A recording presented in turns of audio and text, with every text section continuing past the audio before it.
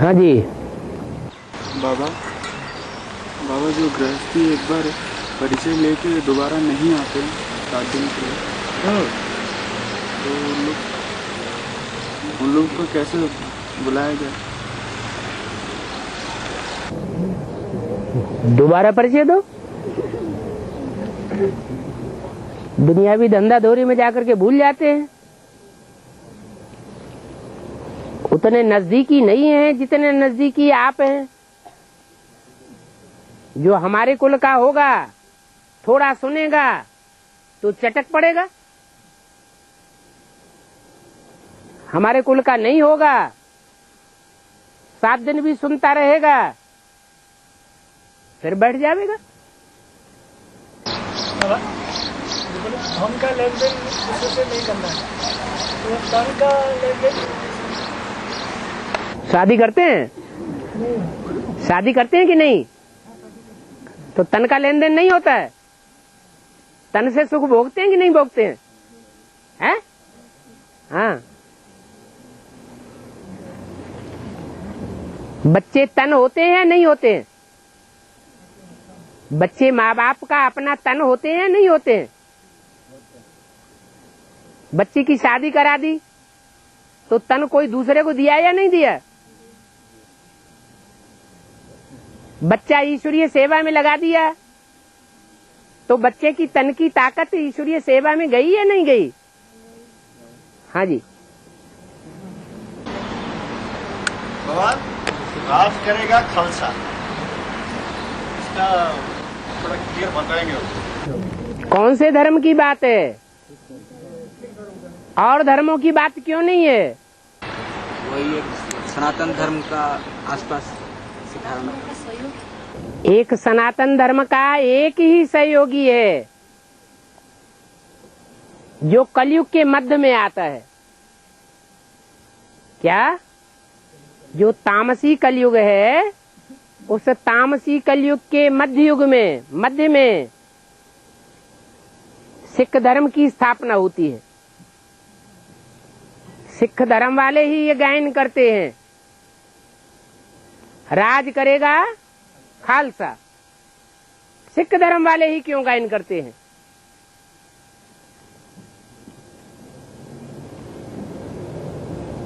हैं? क्योंकि उनके धर्म से कनेक्टेड कोई आत्मा है जो उनके धर्म के हिसाब से बहुत खालिस है।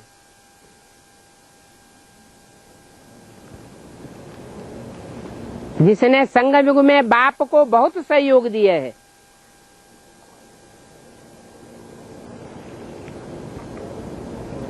उस प्रकार का सहयोग और आत्माओं ने नहीं दिया है। फिर भी तामस युग का धर्म है।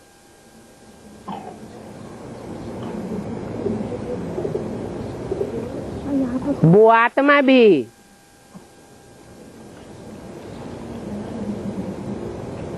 जब अपना कार्य पूरा करके बाप की सहयोगी बनती है तो प्रत्यक्षता हो जाती है। इसलिए सिख धर्म मात्र में ही ये गायन है, क्या? राज करेगा खालसा।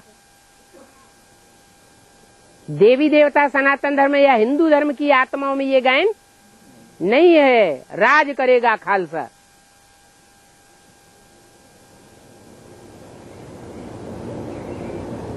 देवी देवता सनातन धर्म में किसका राज्य गाया हुआ है? लक्ष्मी नारायण का राज्य गाया हुआ है, राम का राज्य गाया हुआ है।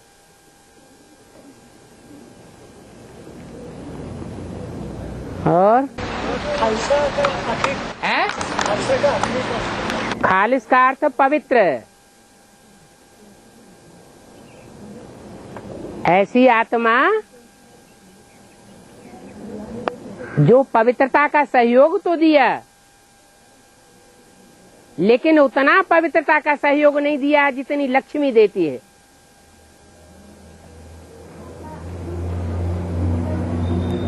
लक्ष्मी का लक्ष्य और जगदम्बा के लक्ष्य में फर्क पड़ जाता है।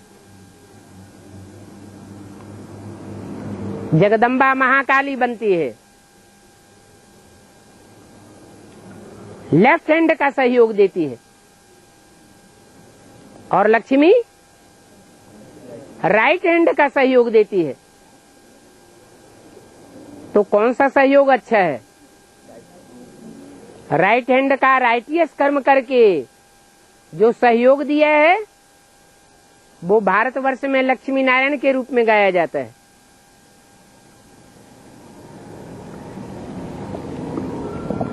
सिखों में गाया जाता है राज करेगा खालसा।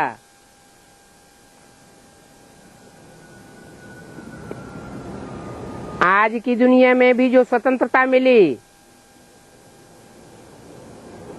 उस स्वतंत्रता संग्राम में सबसे ज्यादा सहयोग कौन से धर्म वालों ने किया? सिख धर्म वालों ने किया। ज्यादा बलिदान कौन से धर्म वालों ने दिए? हिंदुओं ने इतने बलिदान नहीं दिए, सिखों ने बलिदान दिए।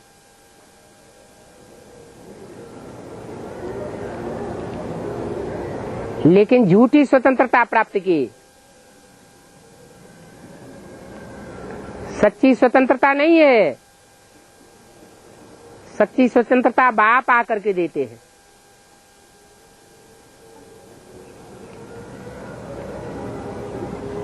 राज करेगा खालसा, ये किस समय का गायन है?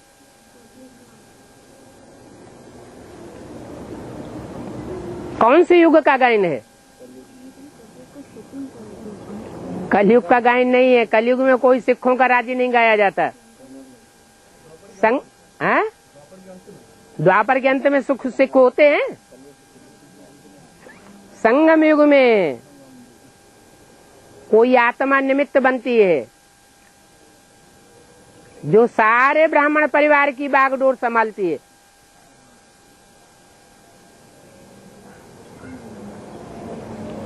दीदी दादी दादाओं ने वो राज्य नहीं भोगा होगा,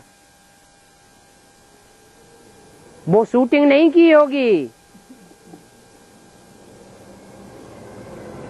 जो अब होने वाली है। एडवांस पार्टी की उस खालसा नाम की आत्मा के द्वारा।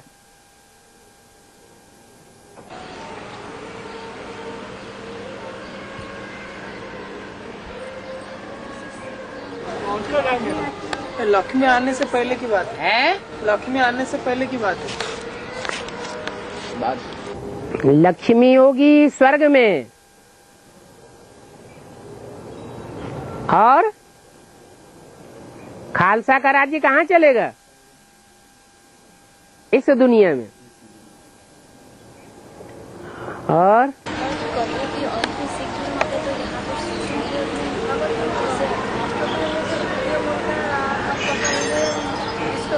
जोर से बोलिए। अष्टधर्म में जो थर्ड मन का है, जो थर्ड मन का है, तीसरा मन का हाँ थर्ड है। मन का इस्लाम धर्म का सिलका चढ़ा हुआ है, वो धर्मराज का पाठ हो जाएगा।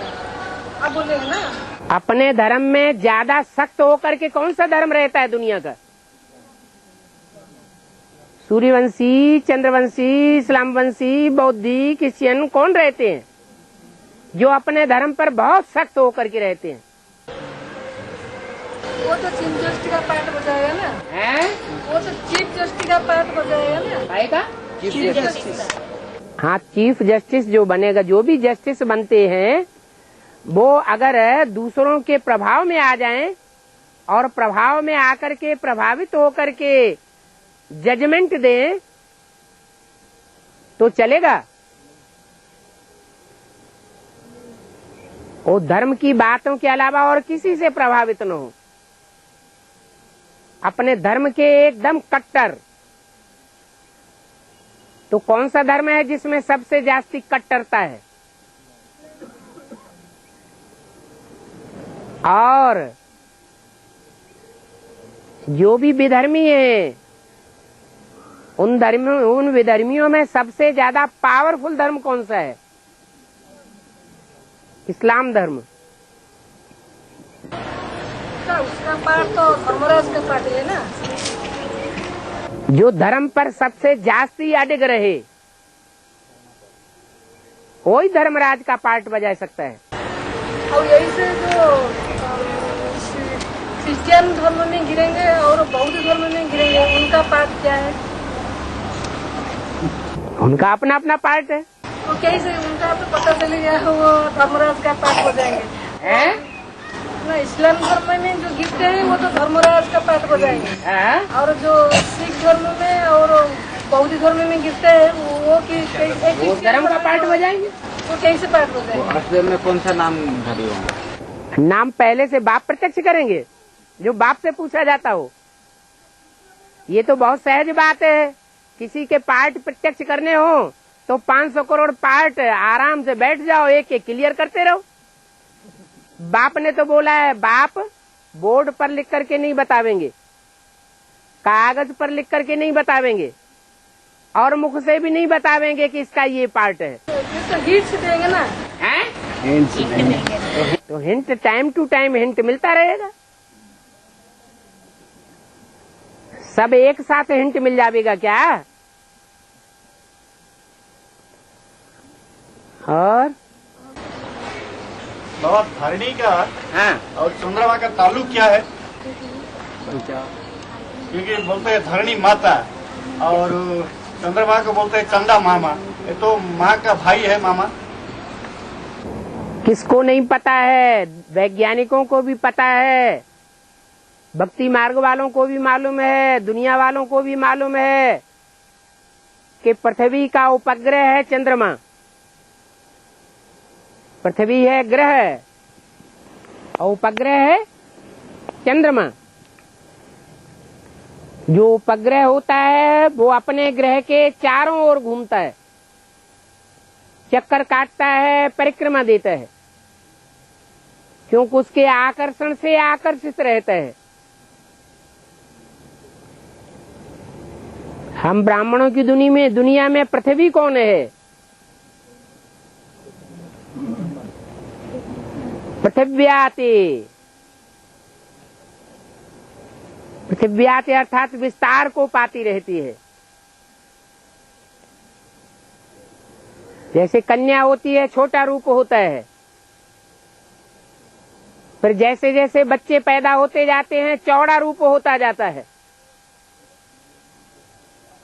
ऐसे ही ये पृथ्वी भी पहले भारत में सिकुड़ी हुई थी, पवित्र कन्या का रूप थी। फिर जब विदेशी आते हैं तो पृथ्वी का विस्तार होने लगता है।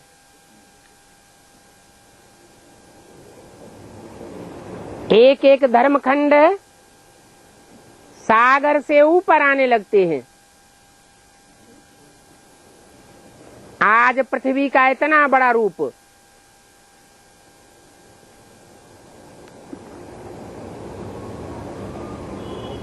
कहाँ सृष्टि के आदि में 4.5 लाख 9 लाख थे,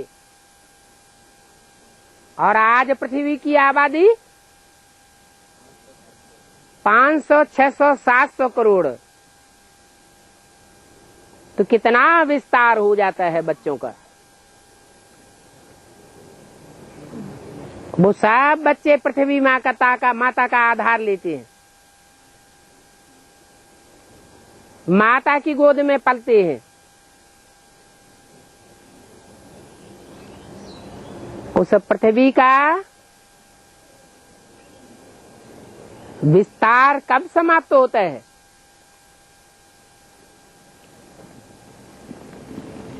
कौन से युग में विस्तार खलास हो जाता है? कलयुग के अंत में और सतयुग के आदि में सारी पृथ्वी सागर में डूब जाती है, सिर्फ भारत बचता है। बोड़म बोड़ हो जाएगा। सब धर्म सागर के गर्त में समा जाएंगे। सब धर्मखंड सागर के गर्त में समा जाएंगे। ये विदेशी धर्मखंड माता को नहीं मानते।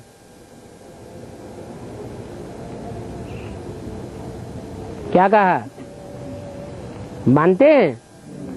नहीं मानते। माता को माता नहीं मानेंगे तो जानवर हैं या देवता हैं? भारतवासी माता को मानते हैं, पृथ्वी माता।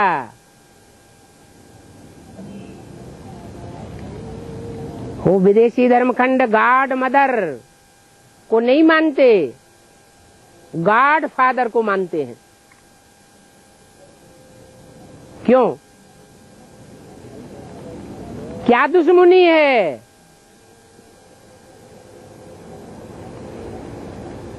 हैं? अरे माता ने सबको पालना दी है, उस माता की गोद में सब पले हैं।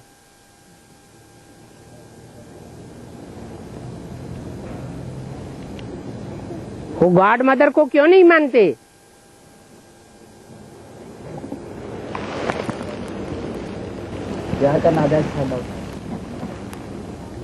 क्योंकि वो प्रकृति माता का, प्रकृति का पहला बड़ा रूप बड़ा तत्व है पृथ्वी। जैसे 5 विकारों में सबसे बड़ा विकार है काम विकार, ऐसे ही प्रकृति के 5 तत्वों में सबसे महत्व वाला तत्व है पृथ्वी।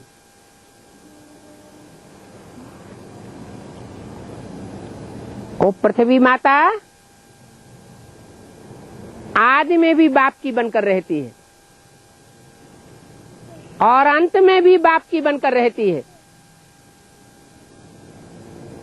मध्य में ये विदेशी धर्मखंड आते हैं, धर्म पिताएं आते हैं और माता के ऊपर अत्याचार करते हैं। इसलिए वो माता भी उन धर्मखंडों को सागर के गर्त में डुबा देती है।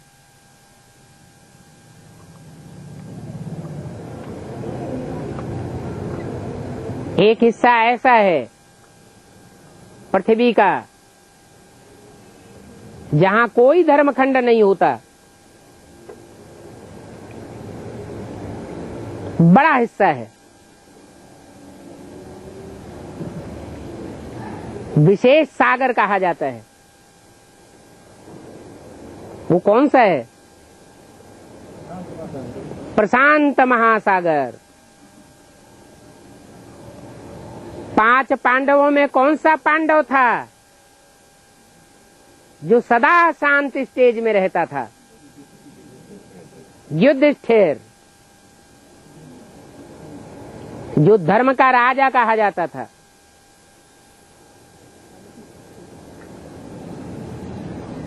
तो वो है प्रशांत महासागर।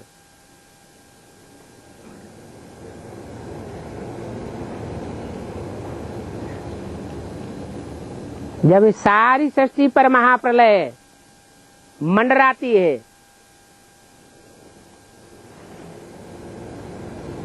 तो प्रशांत महासागर का जो अभी सागर के रूप में दिखाई पड़ता है, बहुत गहरा गड्ढा हो गया।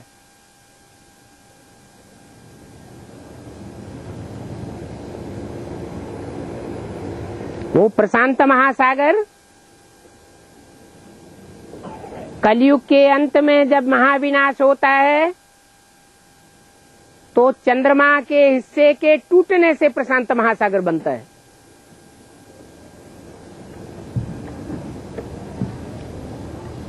वो चंद्रमा पृथ्वी के उस हिस्से में जुड़ जाता है।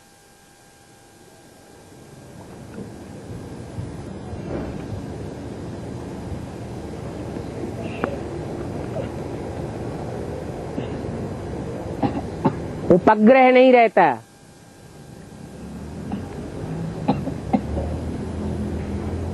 इसलिए नई दुनिया में दिन ही दिन होगा, वहां रात रात नहीं होगी। चंद्रमा कलाहीनता में नहीं आवेगा।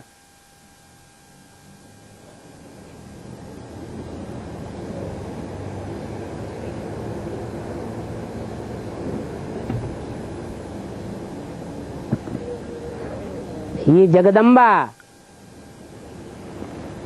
सारे जगत को अपनी गोद में लेती है।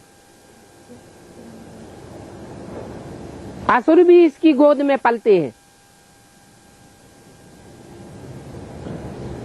वो असुर नाजायज फायदा उठाते हैं।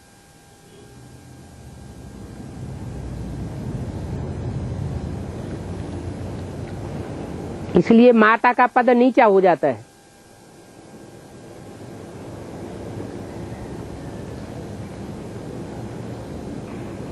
एक है भारत माता और एक है जगत माता। आज भी दुनिया में टाइटल दिए जाते हैं, मिस वर्ल्ड, मिस इंडिया, पारितोषिक दिए जाते हैं। बाबा ने इनका नाम क्या दिया है मुरली में?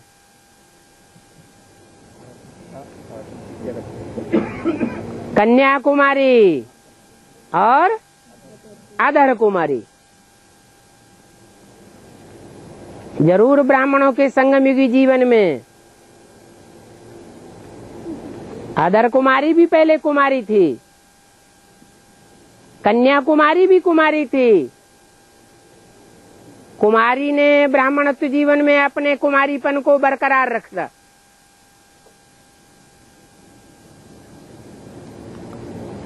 और अर्ध कुमारी बच्चों के प्रभाव में आ गई,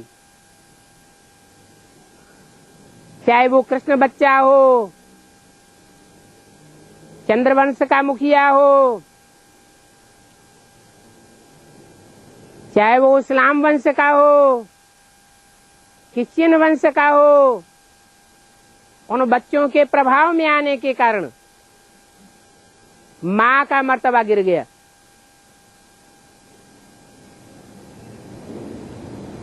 भक्ति मार्ग में 2500 साल ये परंपरा चलती रही कि माता को वर्षा नहीं मिलता, वर्षा बच्चों को मिलता। अभी बाप की प्रत्यक्षता जब से हुई है, प्रत्यक्षता वर्ष मनाया गया है, तब से आज की गवर्नमेंट ने भी नियम बनाया कि माँ को भी वर्षा मिलना चाहिए। तो माताओं को बराबर का हक मिलता है।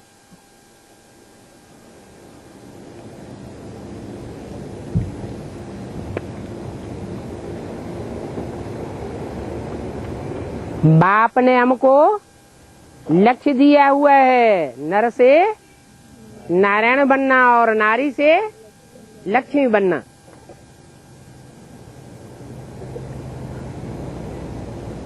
आत्मा का भी महत्व है। फर्स्ट प्रायोरिटी आत्मा को देना है, लेकिन आत्मा के साथ साथ शरीर का भी धर्म होता है। शारीरिक धर्म का भी निर्वहन करना जरूरी है। दोनों की तोड़ निभानी है। नारी चोला लेकर के नारी चोले का भी धर्म निर्वहन करना है।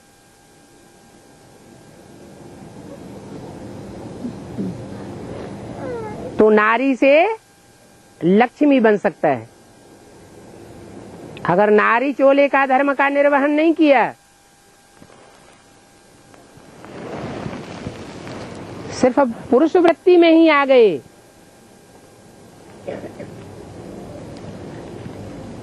तो बाप से राजाई का वर्षा तो मिलता है, लेकिन उच्च कोटि की राजाई का वर्षा नहीं मिल सकता, क्योंकि और धर्मों से प्रभावित होने की शूटिंग हो जाती है। यहाँ तो है एक बाप दूसरा न कोई। और बाबा तो कृष्णा को किस टाइम में वो जेल में रखे थे, वो कौन से? संगम युग की ही तो बात है। संगम युग में ही तो कृष्ण की आत्मा विकारों की जेल में रहती है, जन्म लेती है। माँ बाप जेल में ही पड़े रहते हैं और बच्चे का छुटकारा हो जाता है। कहाँ की यादगार है? संगम युग की यादगार है। क्या यादगार है? कौन सा दिवस है? कौन सा दिवस मनाते हैं? हैं? जन्माष्टमी मनाते हैं, 15 अगस्त मनाते हैं। तो जरूर संगम युग की दुनिया में कोई ऐसा टाइम हुआ होगा जब कृष्ण की सोल विकारों की जेल से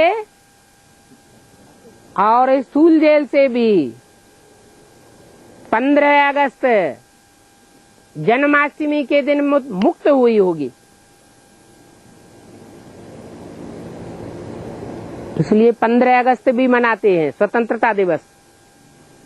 स्वतंत्र हो गई। और जन्माष्टमी भी मनाते हैं। विषय वैतरणी नदी से पार गया। कौन सी रात्रि में? जन्माष्टमी की रात्रि को।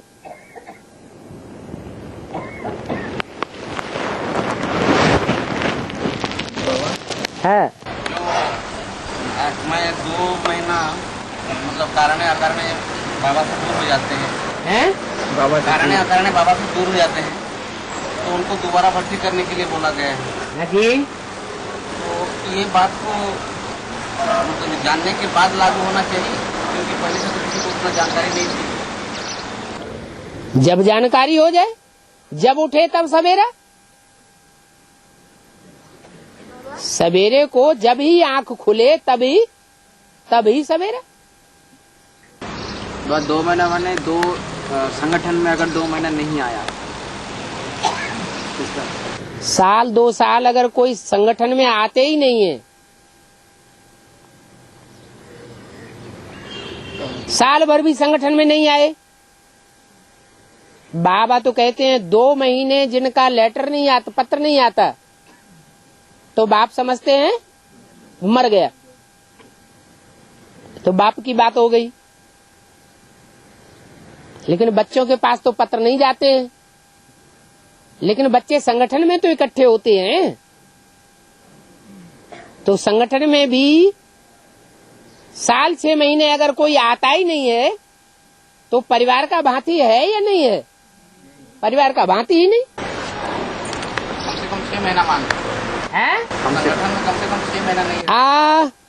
हिंदू लोग रोज मंदिर में जाकर के नतमस्तक होते हैं, परिक्रमा लगाते हैं। मुसलमान लोग 7वें दिन जाते हैं। क्रिश्चियन लोग, कोई बहुत गिर गया होगा तो 6 महीने भी नहीं जाता होगा। अच्छा बाबा, हाँ। तो संगठन क्लास में कोई भी व्यक्ति वो बाप का महावाक्य को उल्टा सुल्टा समझते हैं और वो अपने स्वार्थ के लिए वो उनका अपना मनोमत मिक्स करते हैं, वो उसका जो विरोध करता है वो ठीक करता है ना, जो न्यूट्रल डर फ्री रह जाते हैं वो ठीक करते हैं। ये कैसे पता चले कि कौन विरोधी है? ना बाप का महावाक्य को कट कर देते हैं, अपने मनोमत मिक्स करते हैं और उल्टा सुल्टा समझते हैं। जो वो विरोधी करता है माने वो ठीक नहीं है, वो अच्छा नहीं है, अपने लिए अच्छा नहीं है, कि परिवार के लिए अच्छा नहीं है, कि संगठन के लिए भी अच्छा नहीं है, कि सारा संसार के लिए भी अच्छा नहीं है। वो तो बाबा ने ही मुरली में बोल दिया। श्रीमत अर्थात मुरली के महावाक्य। श्रीमत के बरखिलाफ बात को तो रावण संप्रदाय समझो। जो श्रीमत है, जो मुरली के मत है, बाबा के भगवान के महावाक्य हैं, उन महावाक्यों के जस्ट विरोधी वाक्य बोलता है, तो वो तो रावण संप्रदाय हो गया। और रावण संप्रदाय का मुकाबला तो जरूर राम संप्रदाय वाले करेंगे।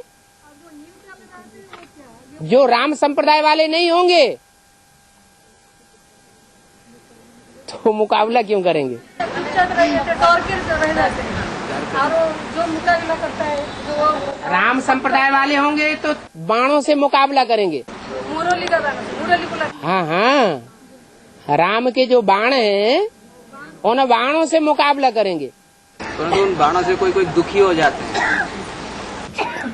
एक होता है कड़ुई दवाई और एक होती है दवाई कड़ुई नहीं होती है, मीठी होती है लेकिन देर में फायदा करती है। बाबा अगर वो व्यक्ति अगर उल्टा पुल्टा जो बात करता है उसका दिमाग थोड़ा डिस्टर्ब करता होता है, तो उस केस में क्या किया जाए? श्रीमत के बरखिलाफ बात करने वाला तो रावण संप्रदाय हुआ, और रावण संप्रदाय हमारी दृष्टि में पागल है या सालिम है? और एक बात बाबा, प्यूरिटी का परिभाषा जो है आप बताए हैं, तो सिर्फ फिजिकल संपर्क में प्यूरिटी खंडित होता है ना, जो व्यक्ति के प्रति ज्यादा लगाव और अटैचमेंट होता है उसमें प्यूरिटी खंडित होता है? उसमें भी प्यूरिटी खंडित होता है। प्योरिटी माने मन बुद्धि का झुकाव नहीं जाए। झुकाव ज्यादा होता है। झुकाव जाता है, मन बुद्धि बार बार जाती है, माना इम्प्योरिटी है। जरूर इम्प्योरिटी है, तब तो मन बुद्धि बार बार झुक रही है। अटैचमेंट होता है, एक व्यक्ति के प्रति लगाव होता है, अटैचमेंट होता है ज्यादा। हाँ जी, हाँ जी, अटैचमेंट होगा तो बुद्धि जरूर जाएगी। तो बाबा ज्ञान में अगर कोई युगल चलते हैं, दोनों पति पत्नी, और जो पति हो गया वो तो भाई हो गया उसका, ठीक है, और शिव बाबा जो हो गया उसका युगल हो गया, ठीक है। तो ज्ञान में चलने के बाद भी अगर कोई बाबा वो भक्ति मार्ग का बिंदी पहनते हैं, गले में माला पहनते हैं, तो उसको क्या कहेंगे? भक्ति की शूटिंग कहेंगे या लगाव भी कहेंगे? कोई बड़ा परिवार होता है, उस बड़ा परिवार में कोई एक माता चल रही है ज्ञान में और बाकी लोग ज्ञान में नहीं चल रहे हैं, तो इतने बड़े परिवार का अगर सीधा ही मुकाबला किया जाएगा तो धराशायी भी हो सकता है।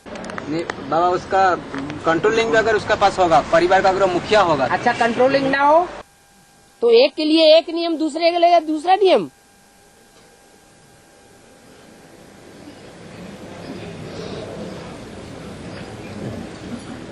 तो तोड़ निभाने की बात है। अगर कोई बिंदी लगाए रहे और बिंदी सिर्फ इस लक्ष्य से लगाए कि डिसर्विस न हो जाए,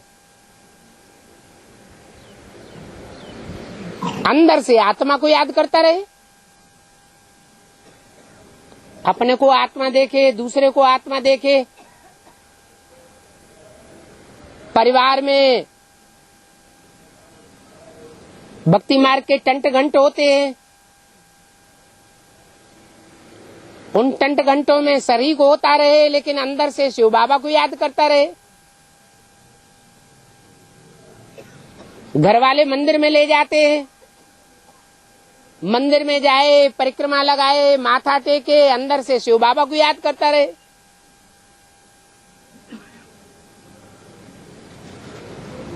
तो उसको क्या कहा जाएगा? ये अंदरूनी बाबा के पावर समर्पण है।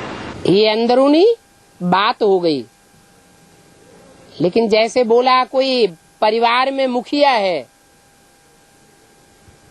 लेकिन मुखिया होते हुए भी जब परिवार के जो छोटे जन हैं उनकी समझ में बात नहीं बैठ रही है या उनको समझाया नहीं सकता है, तो जब तक नहीं समझा सकता है तब तक के लिए तोड़ निभाए या न निभाए, तब तक के लिए तोड़ निभाए। हाँ, कोई ऐसे युगल हैं जो परिवार से अलग हैं,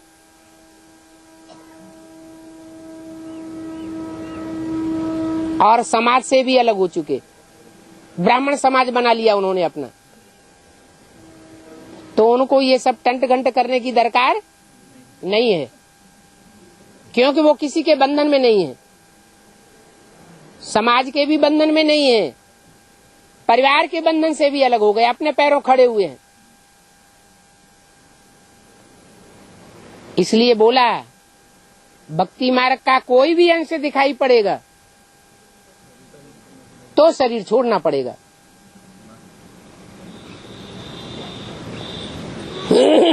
पर वह बाबा को तो शेरनी शक्ति ही प्रत्यक्ष करेंगे, हैं? बाबा को तो शेरनी शक्ति प्रत्यक्ष करेंगे। और ये तोड़ निभाने वाली बात तो उनके लिए लागू होती है जो थोड़ा दब कर रहते हैं। एक होता है सन्यासी बनकर के अलग रहना, और एक होता है गृहस्थी बनकर के परिवार के साथ रहना। परिवार के साथ रह करके एक कहावत बन जाती है, जल में रह करके मगरमच्छ से बैर। कब तक चलेगा? है? नहीं चलेगा। या तो हंस बगुले इकट्ठे रह न सके, अलग अलग हो जाना पड़े।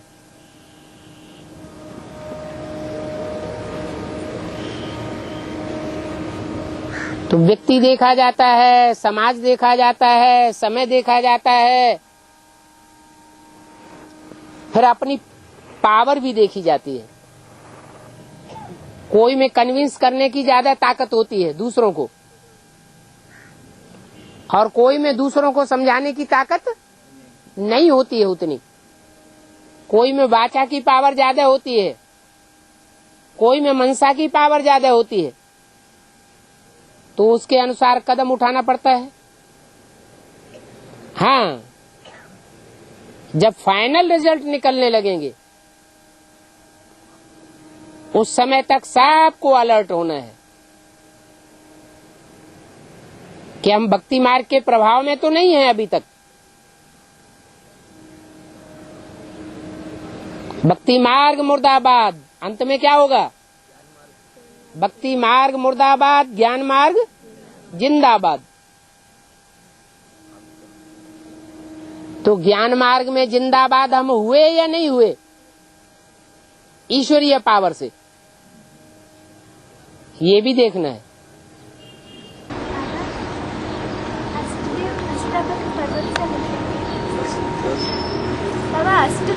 ये बात के लिए बाबा के पास चिट्ठी बहुत गया है। अष्टदेव अष्टापद पर्वत से निकलते हैं। पर्वत माने ऊंची चोटी, ऊंची स्टेज, ऐसी ऊंची स्टेज जहां से 8 पद डिक्लेयर होते हैं। कोई पहाड़ नहीं है ऐसा, और कोई अष्टापद जैसे जानवर नहीं होते जो जैन धर्म में दिखाए गए हैं कि वो 8 पांव वाले होते थे, 4 पांव नीचे और 4 पांव पीठ में। जब चाहते थे छलांग लगाते, कभी 4 पांव से और कभी दूसरे 4 पांव से चलते थे।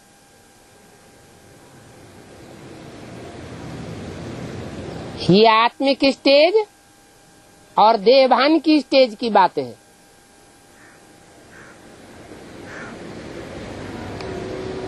जो 8 पद हैं वो ऊंची स्टेज में जो जाते हैं, पर्वतीय स्टेज, जैसे शंकर जी के लिए कहते हैं कहाँ रहता है?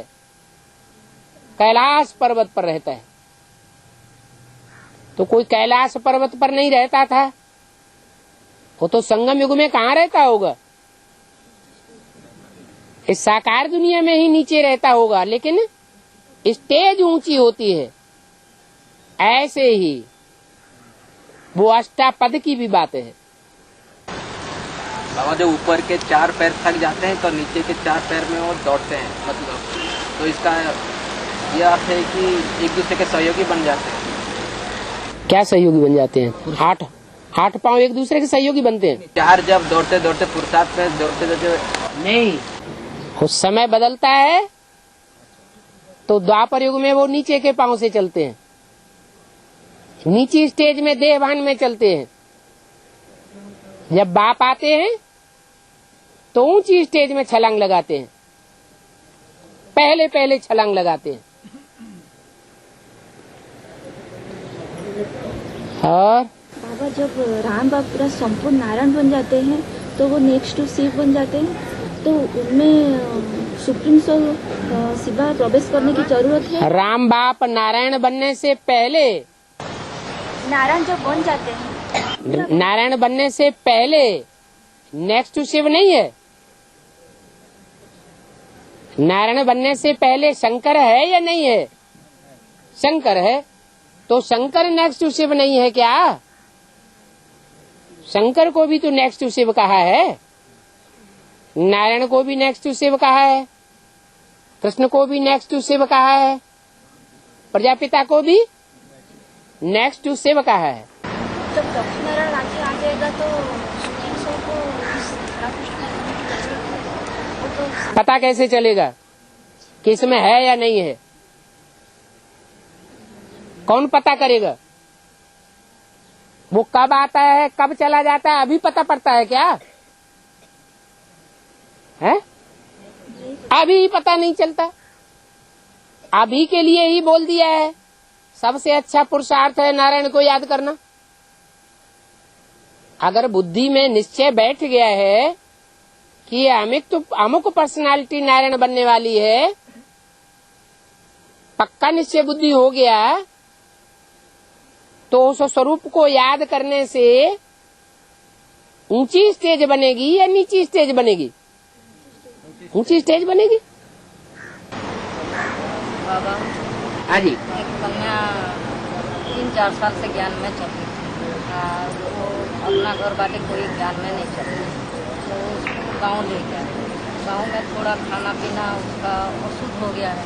फिर वो आई आके उसका घर वाले संबंध संपर्क वाले भी बहुत गीता पसला का नदी है उसका घर, लेकिन डर के लड़की आता है।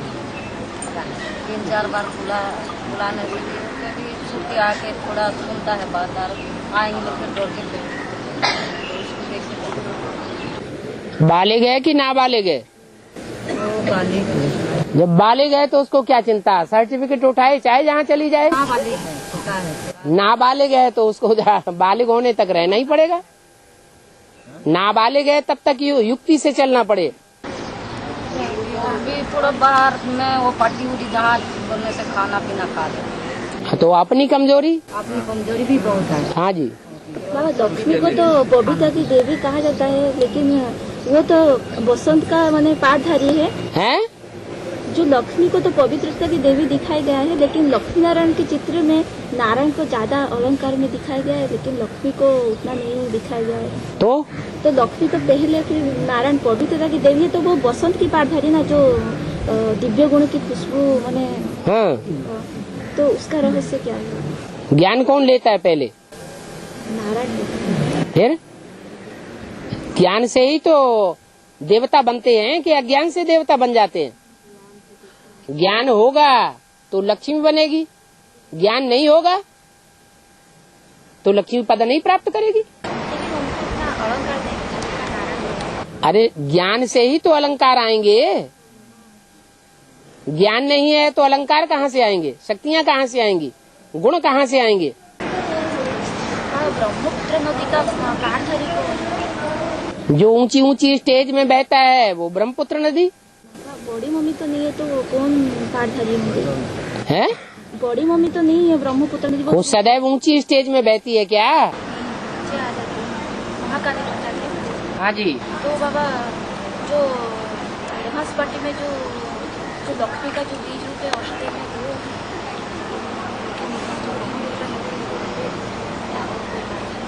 ब्रह्मपुत्रा नदी जो है, बाबा कहते हैं ब्रह्मपुत्रा, और लौकिक दुनिया में क्या नाम दिया है उसका? ब्रह्मपुत्री। जैसे लौकिक दुनिया में नाम है प्रजापति, वो संपन्न स्टेज का नाम है।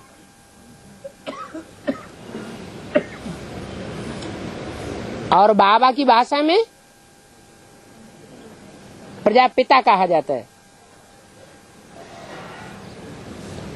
तो बाबा ने जो वाणी चलाई है वो संपन्न स्टेज के लिए, संपन्न स्टेज में वाणी चलाई है या अधूरी स्टेज में वाणी चलाई है? नहीं, जो प्रजापिता शब्द बोला गया है वो प्रजापिता अधूरी स्टेज में होता है तब प्रजापिता है, या सारे विश्व का पति बन जाता है तब प्रजापिता है? सारे विश्व का जब पति बनता है, रक्षक बनता है, तब प्रजापति कहा। तो अंतिम स्टेज का गायन है शास्त्रों में। ऐसे ही जो ब्रह्मपुत्री नदी नाम है वो अंतिम स्टेज का गायन है।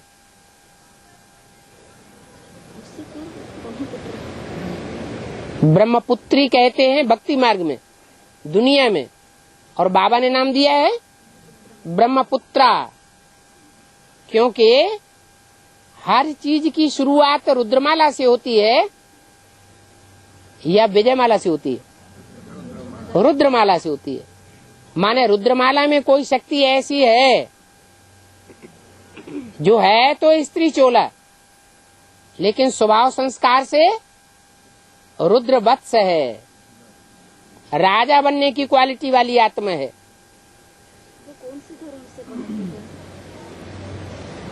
चंद्रवंश से कनेक्टेड है। चंद्रवंश का बीज और सूर्यवंश का भी बीज है।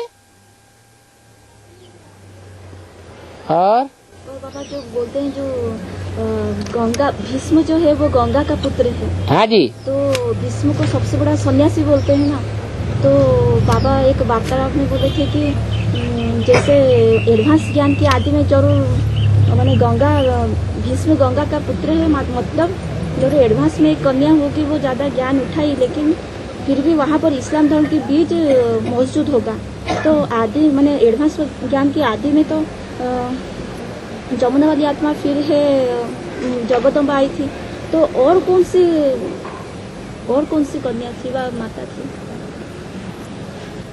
वो तो यमुना और गंगा के मुकाबले दोनों में मुकाबला किया जाए तो पवित्र नदी कौन सी है और अपवित्र कौन सी है? ज्यादा समय तक निभाएगी कौन, अंत तक कौन निभाएगी और कौन नहीं निभाती? अंत तक नहीं निभाती। गंगा का पार्ट है आदि का और अंत का। ज्ञान गंगाएं निकली हैं अंत में, तो जो अंत में निकली हैं वो आदि में भी जरूर निकली होंगी। गंगा के किनारे रहते हैं सन्यासी, और जितने भी विधर्मी हैं सब सन्यासी हैं, निवृत्ति मार्ग वाले हैं या प्रवृत्ति मार्ग वाले हैं। सब विधर्मी निवृत्ति मार्ग वाले हैं। उनमें सबसे मुख्य विधर्मी कौन है? इस्लाम धर्म। तो इस्लाम धर्म का जो बीज होगा वो ही गंगा पुत्र कहा जाता है, भीष्म पितामह। तो बाबा इस एडवांस ज्ञान में जो चंद्रवंशी का जो बीज है वो तो जगदम्बा है।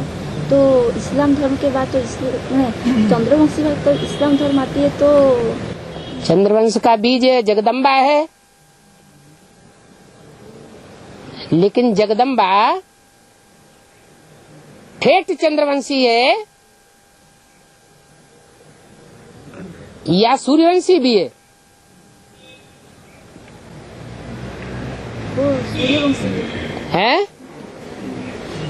वो ठेठ चंद्रवंशी है। ठेठ चंद्रवंशी है। उसके मुकाबले रुद्रमाला में कोई ऐसा मणका भी है जो ठेठ चंद्रवंशी नहीं है, मुख्य रूप में है सूर्यवंशी, फिर चंद्रवंश का भी बीज है। तो वही गंगा पार्टी, वही एडवांस की आदमी थी। सन्यासियों में मुख्य सन्यासी कौन है?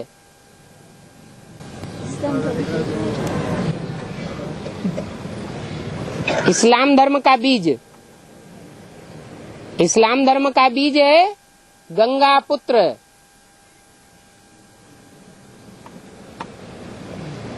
क्या? गंगा का पुत्र है, जो किसका सहयोग देता है? कौरवों का सहयोग देता है। ज्ञान भी सारा समाया हुआ है, विद्वान भी है, लेकिन सहयोग किसको देता है? कौरवों को सहयोग देता है। कब तक कौरवों को सहयोग देता है? जब तीर से जब तक गंगाधर की नहीं बनती है तब तक। इसलिए भक्ति मार्ग में गीत भी बना दिया, राम तेरी गंगा मैली। नदी नाला कब बन जाती है? सागर से कनेक्शन नहीं है तो नदी नाला बन जाती है। एक गंगा नदी की ही बात नहीं है, उड़ीसा में भी ढेर नदियां हैं, सारे भारत में नदियां फैली हुई हैं। सागर से कनेक्शन है तो ज्ञान नदी है, कनेक्शन नहीं है तो नाला बन जाती है। उन नदियों में मुख्य नदी गाई जाती है गंगा। आदि में भी कनेक्शन था, बेसिक नॉलेज के आदि में भी कनेक्शन था, एडवांस नॉलेज के आदि में भी कनेक्शन था। सबसे जास्ती अव्वल नंबर में ज्ञान सुनती है पहले पहले गंगा, चाहे बेसिक ज्ञान हो और चाहे एडवांस ज्ञान हो। एडवांस ज्ञान सबसे पहले यमुना ने भी नहीं सुना, इतनी गहराई तक, सात्विक स्टेज में, और सरस्वती ने भी नहीं सुना। कोई कन्या निमित्त बनती है जो आदि में सबसे जास्ती ज्ञान सुनती है।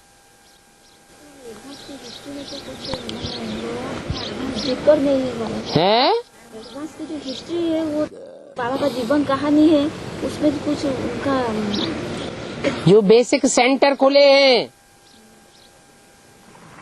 उन बेसिक सेंटरों में जो पुराने चित्र हैं उनमें नाम देखे जाएं। कौन कौन से सेंटरों के नाम हैं? कानपुर का नाम है, बेसिक में भी नाम है कानपुर का।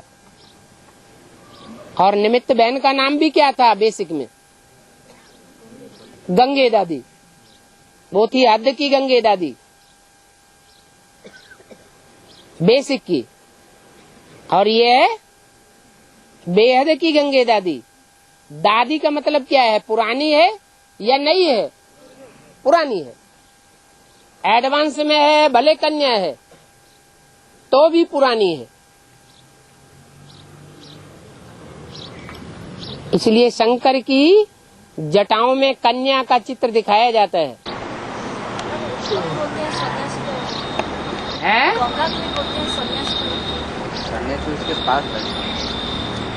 गंगा के किनारे चौकड़ी लगा के बैठते हैं सन्यासी।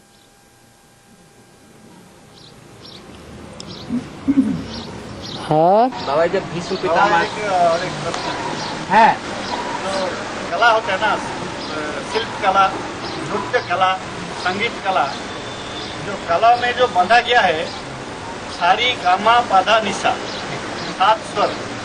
जो 7 स्वर है वो क्या 7 नारायण का गायन है क्या? स्वर माने आवाज।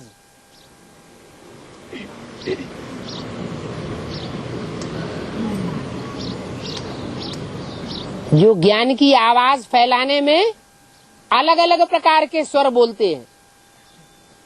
कहते हैं ना, एक सुर से बोलो ना, अलग सुर क्यों हो जाता है तुम्हारा?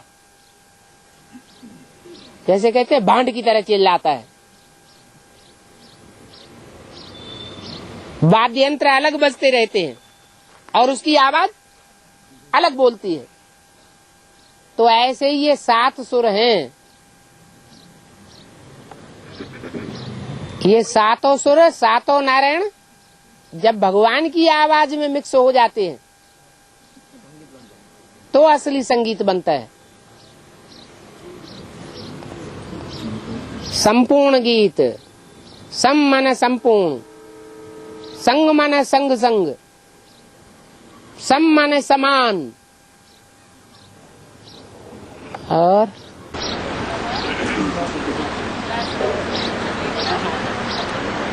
है हाँ जी, सब दिन क्लास, तो उसके बाद 5 मिनट के लिए याद करना चाहिए या बाबा ने तो यही बोला है कि हर घंटे में थोड़ा समय निकाल करके बाबा की याद में टिक जाना चाहिए। तो क्लास करने के बाद क्यों नहीं थोड़ा देर याद में बैठना? क्लास के पहले भी आधा घंटा याद में बैठने से बाद में मुरली अच्छी समझ में आती है, गहराई से समझ सकते हैं। जैसे ब्रह्मा की आयु 100 साल होती है, ऐसे प्रजापिता ब्रह्मा का भी 100 साल हुआ, वैसे ब्राह्मणों का 100 साल का कुछ नहीं होगा। तो सभी ब्रह्मा से विष्णु बन जाएं? हैं? सभी बन जाते हैं ब्रह्मा से विष्णु? सभी तो नहीं बनते, नंबरवार बनते हैं। तो बाकी जो आत्माएं रही विष्णु में 4 आत्माएं 4 आत्माओं के लिए गायन है, ब्रह्मा सो विष्णु।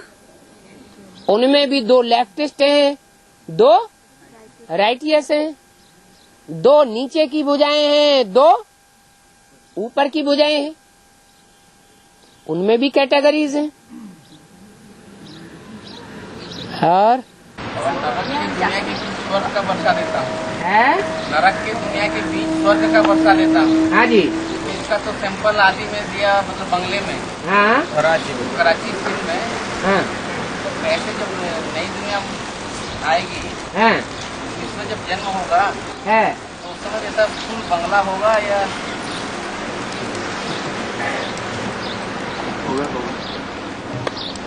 सोने के महल होंगे या चांदी के महल होंगे? प्रकृति भी दासी होना चाहिए। अरे सब कुछ होगा ना, हर चीज का फाउंडेशन होगा। प्रकृति दासी नहीं होगी तो एटम बमों का असर नहीं आ जाएगा, पृथ्वी हिल नहीं जाएगी वहाँ। और बाबा सूर्यवंशी की युग की जो पहले 8 आत्माएं हैं, अंत में वो नीचे गिर जाते हैं अलग अलग धर्म में। तो नीचे गिरने का मतलब हो गया कि उस धर्म की जो कमजोरी है उसको अपने में धारण कर लेना। हाँ जी, तो जैसे इस्लाम धर्म में अगर कोई गिरा होगा तो उसमें काम विकार का कुछ अंश आया होगा, अंश मात्र होगा जरूर, और आत्माओं के मुकाबले अंश छोटा होगा। छोटा। और उस धर्म में भी, और बाबा उनका जो कमजोरी, उनका पोतामेल, सच्ची पोतामेल के द्वारा ही बाबा को पता चल रहा होगा। ठीक है। और उसी प्रकार बाबा बौद्ध धर्म का जो कमजोरी है वो क्या है? क्या कारते वाली पवित्रता तो हम जानते हैं, परंतु उस धर्म में गिरने का क्या, जैसे अलग अलग धर्म की कमजोरी कुछ। जो दूसरे धर्मों में कन्वर्ट होते हैं उनमें मुख्य धर्म कौन सा है? दूसरे धर्मों में जो कन्वर्ट हो जाते हैं सहज ही, उनमें मुख्य धर्म कौन सा है? आर्य समाज तो बाद में आया है। बौद्धी धर्म वाले आराम से कन्वर्ट हो जाते हैं। और तो क्रिश्चियन धर्म का थोड़ा ठंडा क्रोध रहेगा, स्वार्थ का। जो भी गुण धर्म बताए हैं वही है।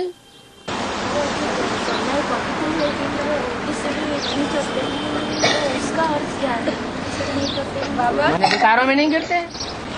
बाबा वो जो रविवार का जो संगठन क्लास तो गीता पाठशाला में होता है ना, हैं? जो संडे का जो संगठन क्लास होता है हैं? वो तो गीता पाठशाला में होता है ना। और कोई एक माता बोले है कि रविवार का संगठन क्लास मेरे घर में करिए ना, उनका घर गीता पाठशाला नहीं है, पर उनको माँ बच्चा चलते हैं ज्ञान में, वो ठीक होगा ना भूल होगा? वहाँ संगठन एक दिन करने के लिए, एक दिन करने के लिए जो युग सहयोगी नहीं, आज सहयोगी हैं, कल सहयोगी न रहे, कोई बात पे गुस्सा आ जाए तो सहयोगी मैंने ज्ञान में नहीं है, पर सहयोगी है। पड़ोसी ऐसे न्यूट्रल है, उनको सहयोगी मैंने कुछ नहीं बोलते, माँ पिला उल्टा सब करते हैं। तो अपनी रिस्क लेकर के कर सकते हैं। रब्बर होगा ना दूसरा दिन रिस्क लेके कर सकते हैं।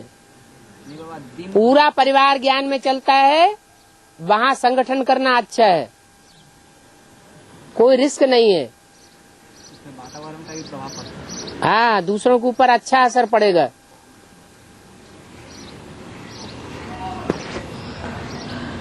ऐसे तो युगल बहुत से निकलेंगे जिनके यहाँ गीता पाठशाला नहीं है,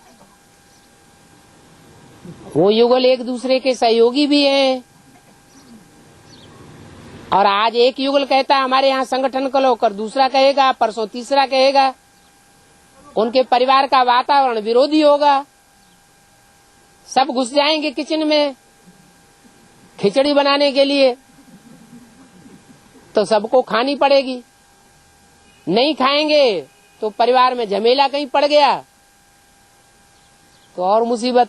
भोलेनाथ बाबा कुछ देरी पहले वो माता जी को कुछ बोले हैं, हाँ हाँ ठीक है, तो तुम्हारा परिवार सब चलते हैं और कभी भी तुम्हारा संगठन की चाहता है करने के लिए कर लो। और भोलेनाथ थोड़ा बहुत बोल दिए हैं तो इसीलिए वो निमित्त माता का कान में चला गया, वो भी आपको सिर्फ प्रसन्न हो।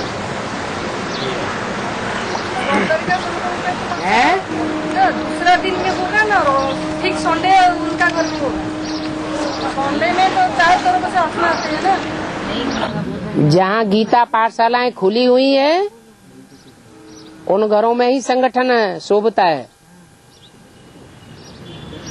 संगठन माना ईश्वरीय याद का प्रोग्राम, मुरली का प्रोग्राम, ज्ञान का लेन देन का प्रोग्राम, सर्विस के समाचारों का प्रोग्राम। तो ये सारा संगठन गीता पाठशालाओं में होना चाहिए, या जहाँ चाहे वहाँ कर देंगे। फिर सभी कहेंगे हमारे यहाँ करो, हमारे यहाँ क्यों नहीं? तब क्या करेंगे? वो बोलेगा हमारा यहाँ करो, वो बोलेगा हमारा यहाँ करो, तो 100 भाई बहन कहेंगे हमारा यहाँ करो, हमारा यहाँ करो। अभी 100 तादाद है, आगे चल के 1000 तादाद हो जाएगी राउरकेला की, और हजारों कहेंगे कि हमारे यहाँ करो, हमारे यहाँ करो। तब क्या करेंगे?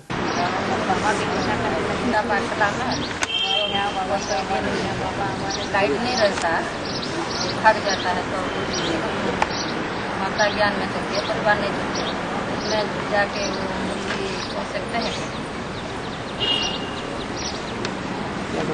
क्या बोले जरा अच्छा से बोलिए। बोल रहे हैं बाबा जब मुर्गी चलते हैं वहाँ करंट का प्रॉब्लम है।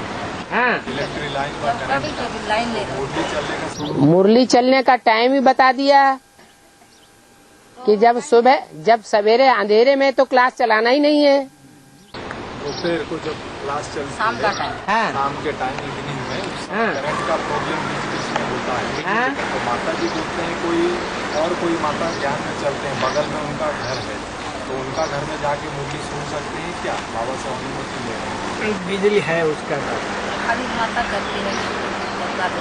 लेकिन वो सुबह भी चलता है, लेकिन वो शाम को भी चलता है, लेकिन शाम को लाइट चला जाता है, लेकिन अगले सुबह को अलग मुंडी कैसे चला जाता है? तो जिज्ञासु हाँ, अच्छा कर सकते हैं माता जी कभी। बाबा ये तो कहने का मतलब है माता जी का, जो हमारा सुबह मुरली चलती है उसके बाद शाम को जो चलता है लाइन नहीं रहता है, बिजली नहीं रहता, तो दूसरे जो जिज्ञासु होते हैं सुबह नहीं आता है, शाम को आने से बिजली नहीं रहता है, तो दूसरा जो बगल वाले तो बिजली का इंतजाम नहीं किया जा सकता है क्या? फिर क्या बड़ी बात हो गई?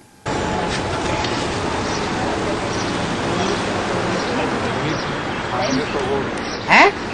चाहेंगे तो हो जाएगा। है? बाबा तो बोला है मुरली को 3 बार भी सुनना चाहिए। तब हाँ। सुबह चला है, शाम को वही मुरली नहीं चल पाया, फिर दूसरा रूप सुबह भी चलाने से क्या हुआ? हाँ जी, हाँ जी। दूसरा हमें सुनने से अच्छा है कि यही से उसका परिवार नहीं चलता है। बाबा तो बोले हैं हाँ, किसी का लगाव है तो दूसरे क्या तीसरे चौथे में भी सुनेगा जाके। बाबा ने जो गीता पाठशाला निमित्त बनाई है वहाँ नहीं सुनेगा, दूसरी जगह बुद्धि चली जाएगी। मना थोड़ा ही है, जिसको जहाँ जाना हो जाए। नहीं, वो वहाँ गीता पाठशाला नहीं है, वहाँ माता के। हाँ, एक जगह बाबा ने गीता पाठशाला बना दी, बाबा ने निमित्त बना दिया। अब वहाँ खुदा न खास्ता बिजली चली गई तो बहाना लेके दूसरे घर में जाके बैठ गया। जहाँ टीवी है, सारे साधन मौजूद हैं, पंखा भी है, रोशनी भी है, तो बाबा मना थोड़ा ही करेंगे। बाबा का तो काम चल रहा है, बाबा का तो काम इसे चल रहा है। हाँ जी। बाबा, इस दुनिया के श्रेष्ठ माता पिता जो है वो लक्ष्मी नारायण के रूप में प्रत्यक्ष है। ठीक है। तो उनके जो पहले जो बच्चे जन्म लेंगे वो राधा कृष्ण। हाँ। तो जो आदि में हुआ सो अंत में भी होना चाहिए। ठीक है। तो अंत में बाबा वो राधा कृष्ण कब जन्म लेते हैं? कलयुग के अंत में वो पाठ, क्योंकि अंतिम जन्म में तो कृष्ण वाली आत्मा दादा लेखराज बन जाती है। ठीक है।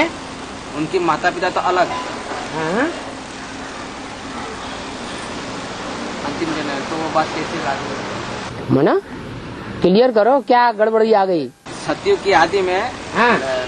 संगम जी लक्ष्मी नारायण पहले प्रिंस प्रिंसेस को जन्म देते हैं, वो होते हैं राधा कृष्ण। हाँ। जो इस कलयुग के अंत में जिनका नाम पड़ता है दादा लेखराज और ओम राधे। हाँ जी। तो आदि से अंत, तो हाँ। सतयुग के आदि में अगर हुआ तो कलयुग के अंत में भी होना चाहिए। ठीक है।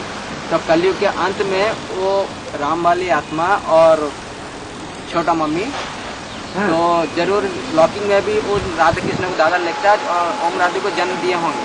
ठीक है। तो वो पार्ट कब का है बाबा, वो क्लियर नहीं हो रहा है।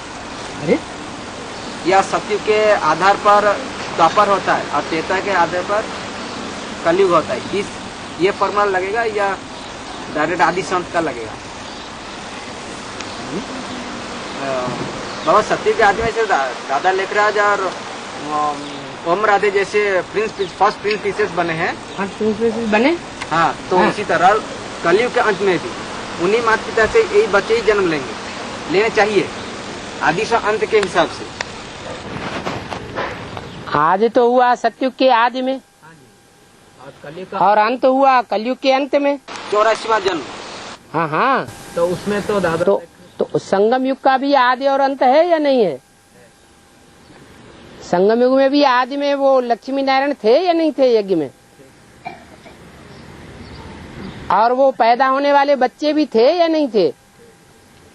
तो ऐसे यहाँ भी आकर के बन जाते हैं वो बच्चे। राधा कृष्ण बच्चे स्थूल में नहीं बनते हैं। वो तो आदि में, अंत में बाबा कैसे वो? अंत में क्या? अंतिम जन्म में, अंतिम जन्म 84वां जन्म। अंतिम जन्म में भागीदार होता है और उसकी पत्नी होती है।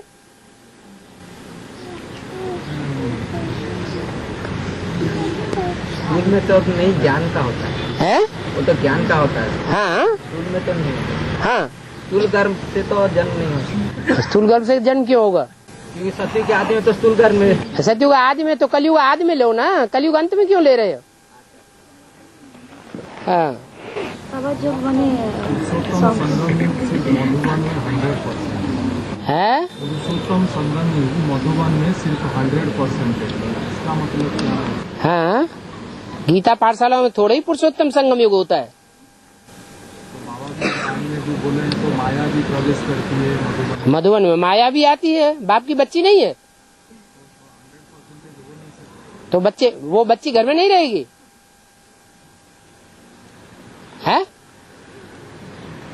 जब बाप की बच्ची है तो वो भी घर में रहनी चाहिए ना, उसको स्पेशल काम भी मिला हुआ है। जो बच्चे बाप की श्रीमत पर नहीं चलते उनको खूब फटकाओ।